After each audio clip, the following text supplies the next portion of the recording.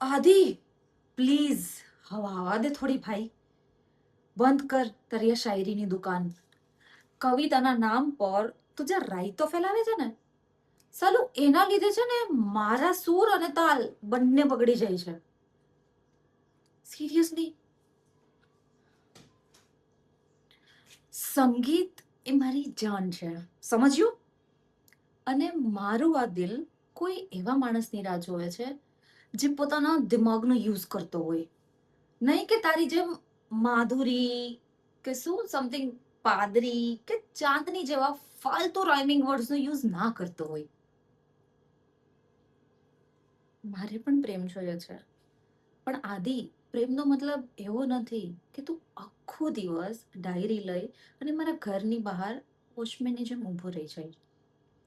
જો હવે પછી તે શાયર બનુંગા માધુરી કા પાઉંગા વાલો ડ્રામો ચાલુ કર્યો ને, તો આ માઇક દેખાય છે, આ છે ને સીધો તારો માથા પર વાગશે. પ્રેમ જ કરવો છે ને તારે, તો સંગીત શીખીને આવ, થોડા સાચા સૂર લગાવતા શીખીને આવ.